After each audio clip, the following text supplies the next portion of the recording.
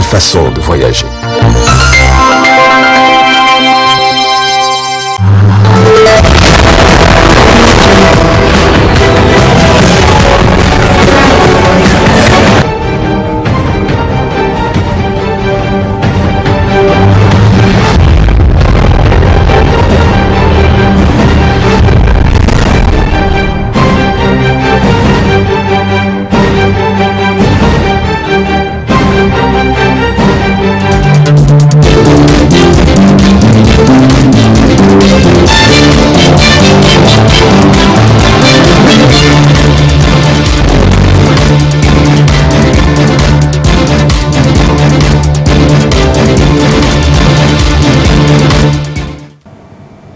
Messieurs, dames, bonsoir et merci de prendre part à ce 20h15 sur la télévision Tambara.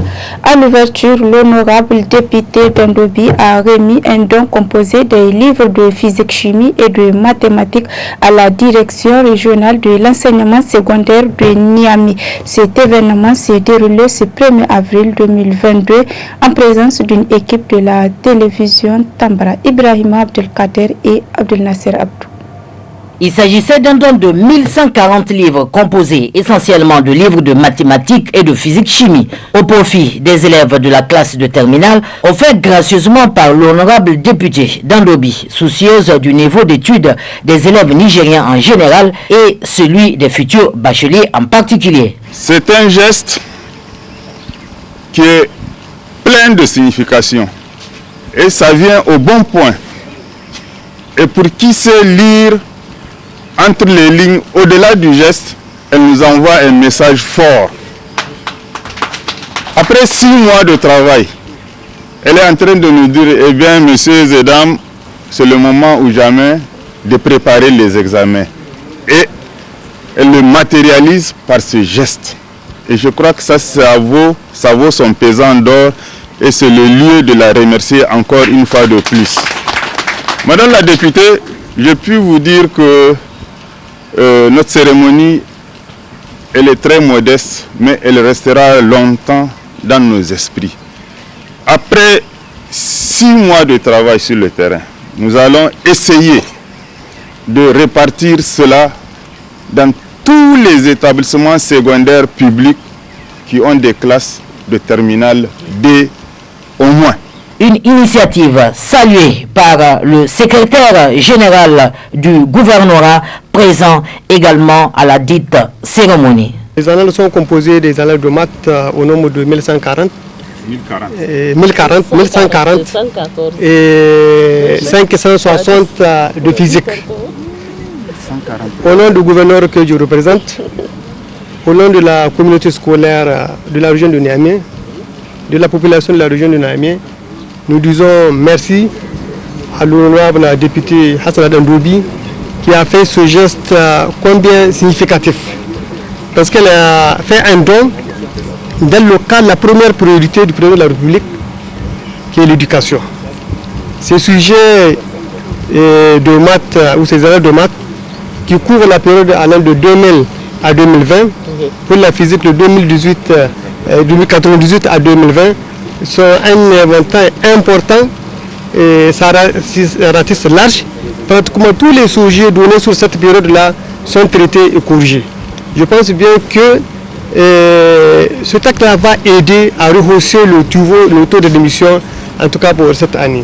Et après l'avoir remercié au nom des plus hautes autorités du Niger, j'en appelle aux autres bonnes volontés d'aborder dans le même sens pour qu'il se serve de son exemple, en tout cas combien important, pour que chacun puisse amener sa contribution, en tout cas dans le cadre de l'amélioration de la qualité de l'éducation et de l'amélioration du taux d'admissibilité au niveau des différents examens. Ce don qui n'est pas premier du genre permettra sans nul doute à renforcer le niveau des élèves, surtout à l'approche des différents examens session 2022. Dans cette édition, le directeur régional du programme Sahel de la Fondation Conrad Adenauer, accompagné de certains membres de la dite fondation, a effectué une visite ce matin au centre des scouts du Niger de Kwarata. Gizen Aboukagara était sur les images de Abdelmoumouni Abdraman.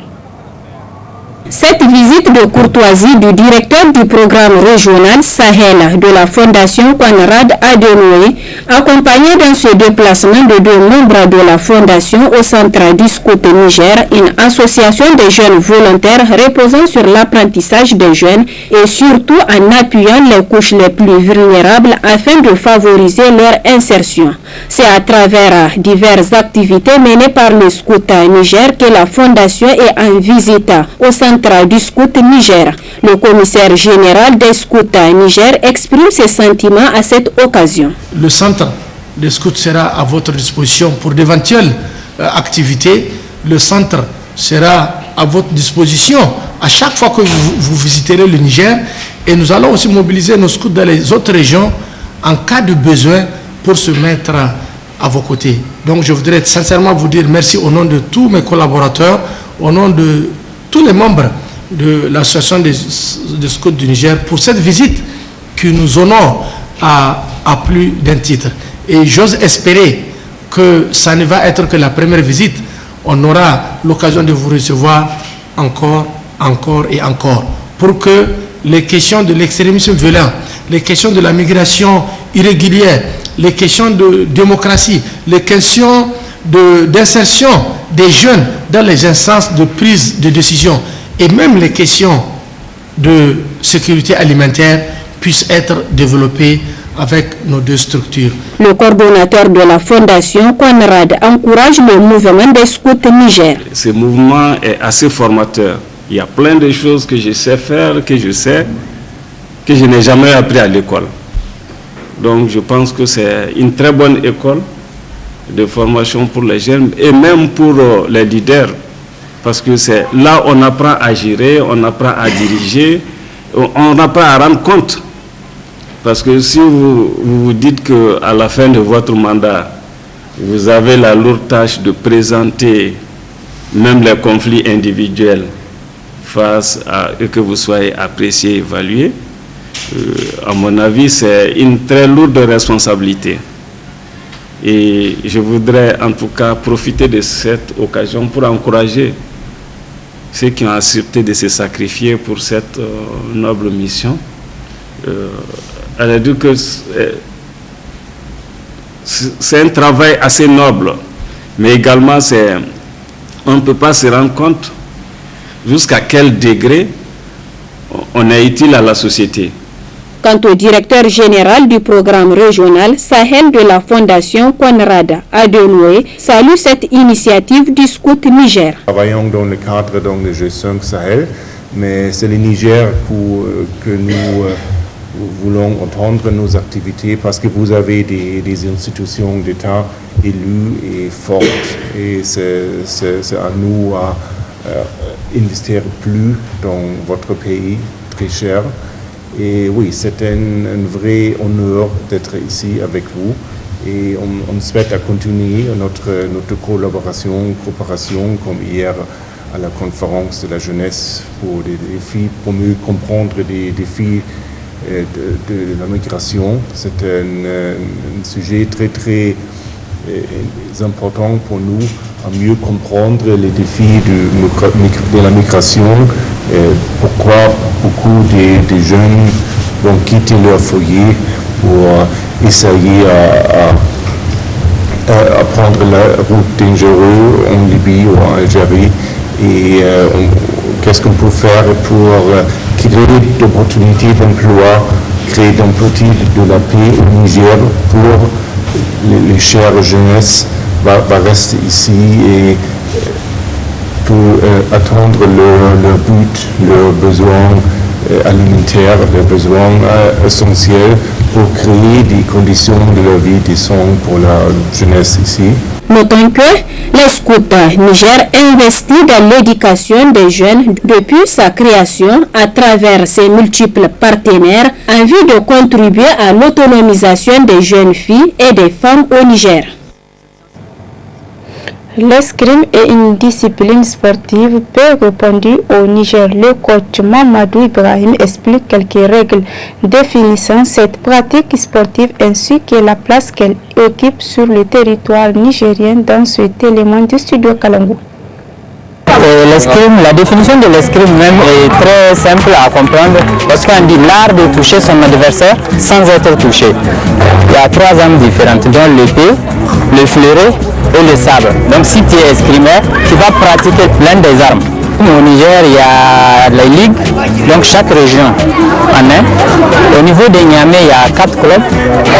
La compétition, juste pour garder la cohésion entre les clubs, les escrimeurs, et pour aussi faire la promotion de l'escrime nigérien. Non seulement la discipline est mal connue, et au niveau du ministère, on n'est pas vraiment... Vous savez, les sports sont vraiment classés d'une manière, je ne sais pas comment. Donc au niveau international, on sort moins.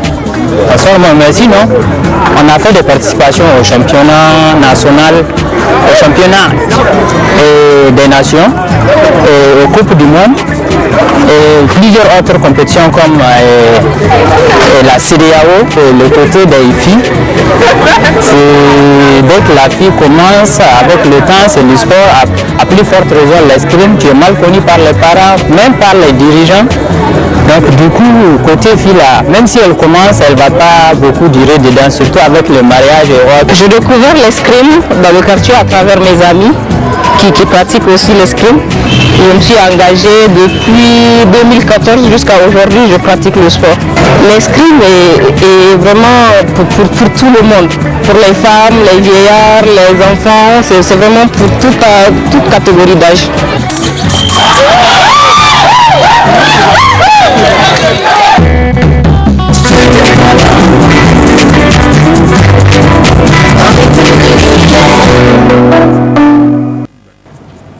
Enfin, dans cette édition, nous vous proposons l'entretien que nous a accordé le consultant islamologue Dr Boubacar Touré sur le comportement à tenir pendant ce mois béni de Ramadan.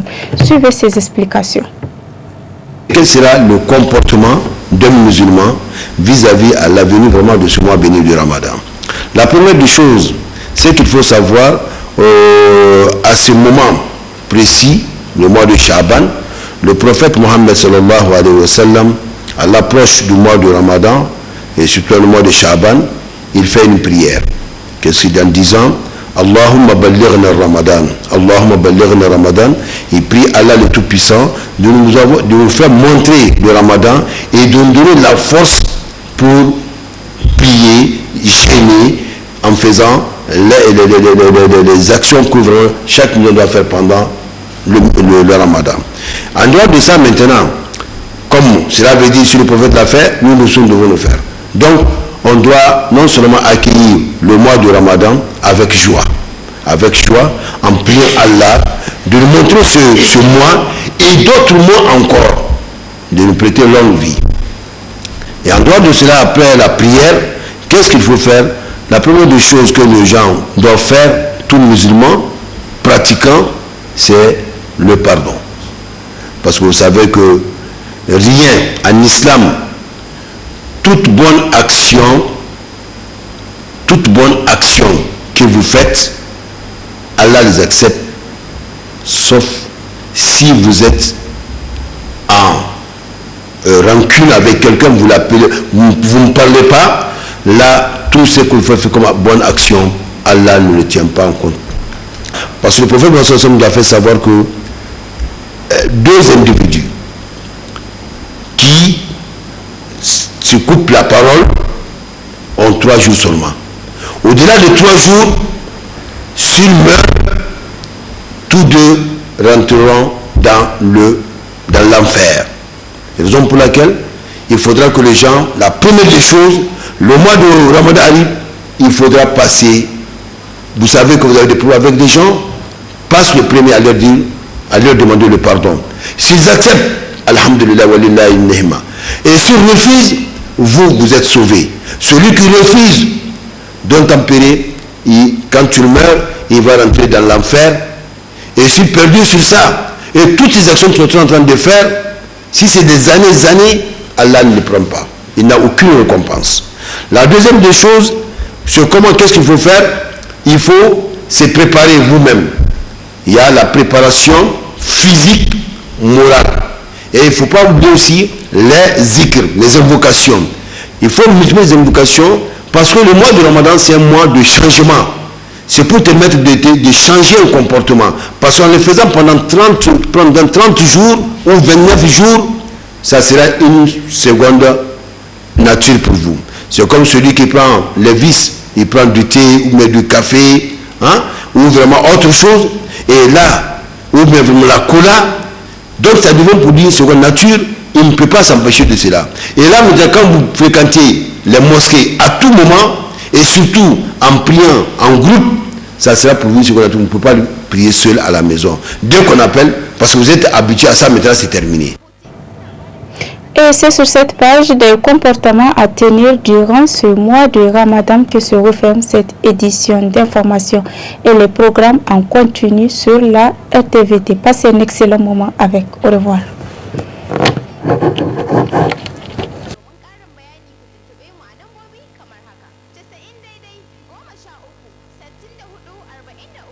ko kuma 98 14 14